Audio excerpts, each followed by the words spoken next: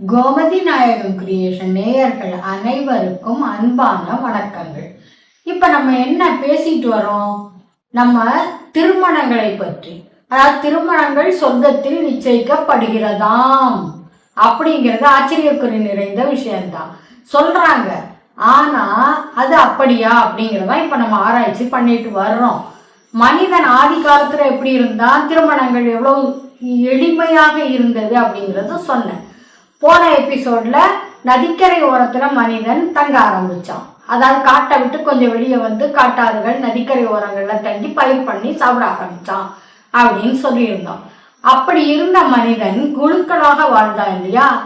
அப்புறம் அந்த குழுக்கள் சில எல்லாம் சேர்ந்து எல்லா மனிதர்களுமே, அதாவது ஒரு அரசியல் ஒரு சரித்திர விமர்சகர் சொல்லி இருக்கிறார். என்ன சொல்லி இருக்கிறார்னா, மனிதன், அதாவது ஸ்டெஃபி புல்வெளியில வாழ்ந்த மனிதன் ஒரு காலகட்டத்துல நடந்து நடந்து நடந்து ஈரான் அப்படிங்கிற தேசத்துக்கு வந்தான்.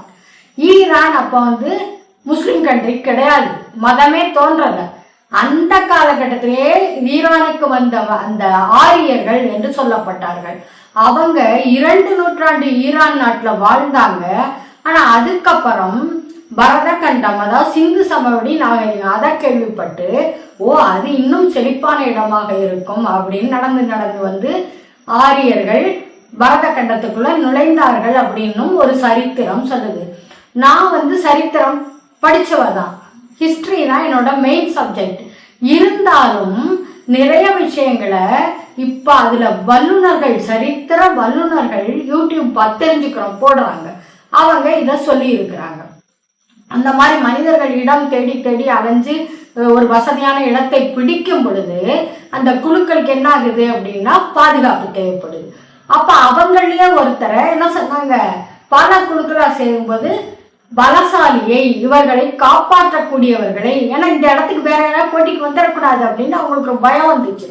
அப்ப இவங்களை காப்பாற்றக்கூடியவர்களே அரசர் அப்படின்னு ஆக்கி ஒரு அரசரை தேர்ந்தெடுத்து அரசர்கள் ஆட்சி, மன்னர் ஆட்சி அப்பதான் தொடங்குது. மன்னர்கள் வந்துட்டாங்க. அவங்க குறுநில மன்னர்கள் எல்லாருமே அவங்கவுங்க இடத்த பிடிச்ச இடத்த, செழிப்பான இடத்த பாதுகாத்துக்கிறது தான் போராடிட்டு இருந்தாங்க.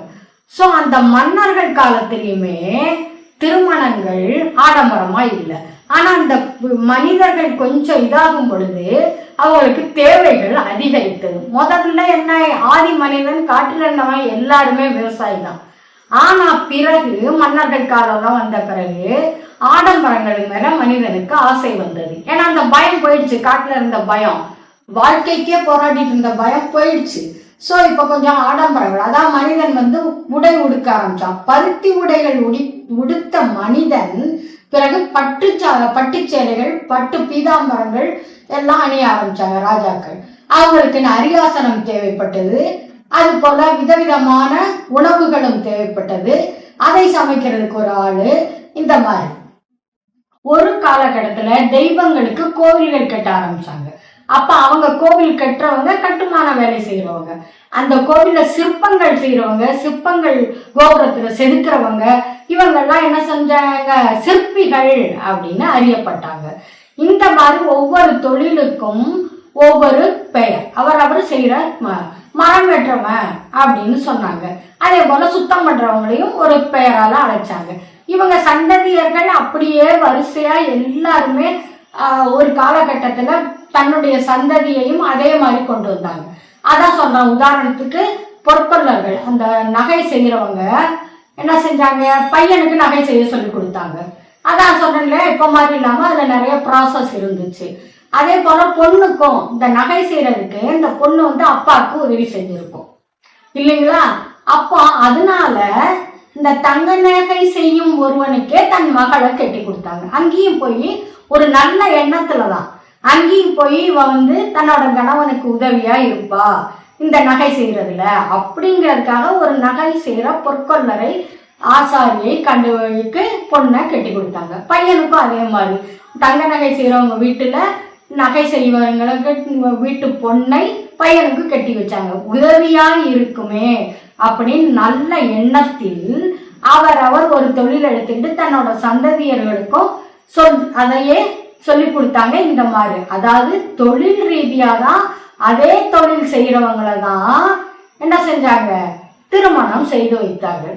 எப்ப அந்த தொழில் பெயர்கள்லாம் என்னவா மாறிச்சு, ஜாதி பெயராய் தவறாக மாற்றப்பட்டதோ சொல்லப்பட்டதோ அந்த காலகட்டத்துலதான் பிரச்சனைகள் ஆரம்பிச்சது. அது என்னன்னு அடுத்த எபிசோட்ல பார்ப்போம். நன்றி நேயர்களை, மீண்டும் சந்திப்போம்.